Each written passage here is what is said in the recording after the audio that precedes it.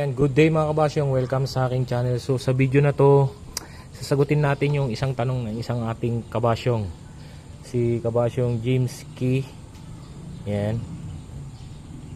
So may tanong siya, bakit hindi humihigop sa kanyang radiator.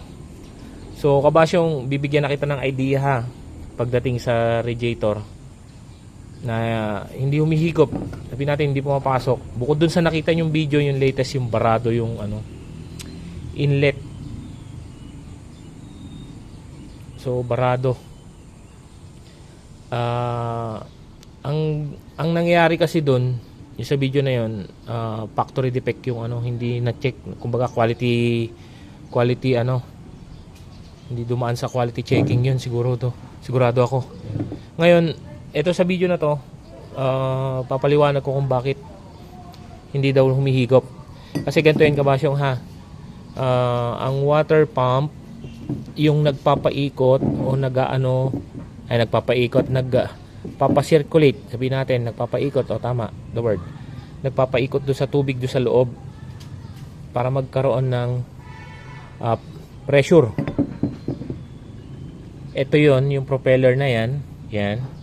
And this water pump, ito nga pala yung mga water pump sa mga nagtatanong sa 2E, GMB brand, the best brand pagdating sa water pump. Kasi na-testing ko din yung isang brand, medyo tumutulo dito. Yan. After 3 years kong gamit. Yung ganito, ang tagal. Nakita nyo naman yung kay Kabasyong, 2017 pa yon, pero quality pa. So I recommend this brand kung bibili ka ng water pump. Yan. Yung nangyari kung bakit hindi humihigop is either bungi-bungi na yung propeller ng ating water pump. Yan, mawala na lahat yan, o kaya isa na lang. So hindi na siya nagke-create ng force.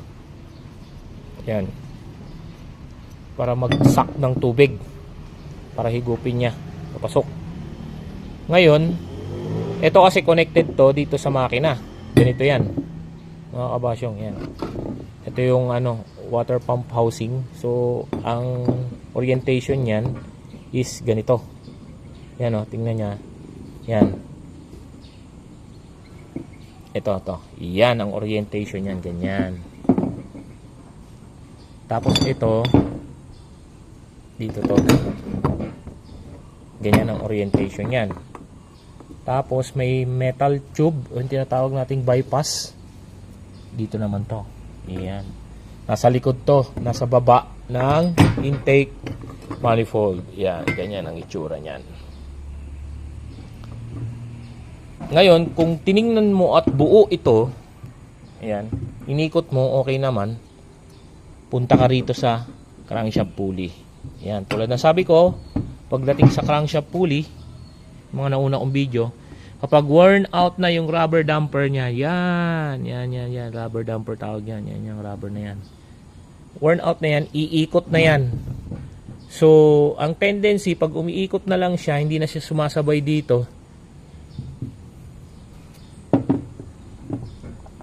ang ikot na lang yan, siguro, gaganyan na yan. Hindi siguro, sigurado. Ganon-ganon na lang. So, hindi na siya magke-create ng suction force. Yan. Wala na mangyayaring ganun sa loob. So, hindi lang ito ang i-check nyo. Ito. Tingnan nyo rin to, baka barado. Yan. Ito kasi sa engine na yun, papasok yun. Yan. Ito rin, mga kabasyong ha. Ang sinyalis niya, kapag ito ay sira na yung rubber damper, yun, mahina yung hatak nyo. Tapos alternator nyo, baba ng charge kahit na bago yung alternator nyo. And yun, yung water pump, nag-high temp kayo. Nag-high temp kasi hindi na nagsisirculate yung tubig dahil iikot na lang siya, gagawin na lang. Yan. Pag ganyan yan. Pasensya na, one hand lang tayo. Yan, ganyan. Gusto ko lang kasi i-share sa inyo para magkaroon kayo ng idea. Tapos, isa pa to sa common na nagiging problema kung bakit nawawala din yung pressure is tumutulo na dito. Dito. Yan. Tumutulo na yan yung housing natin o kaya dito mismo. Bakit? Kasi dapat pag maglalagay kayo ng tornilyo, yung kanto na yan, dapat yan, isisil nyo yan. Meron naman yan kasama na gasket. So, ako kasi ginagawa ko, nire-reinforce ko na lang siya ng small quantity ng gasket maker. So, di ba dapat ganito na lang, no need yung gasket maker.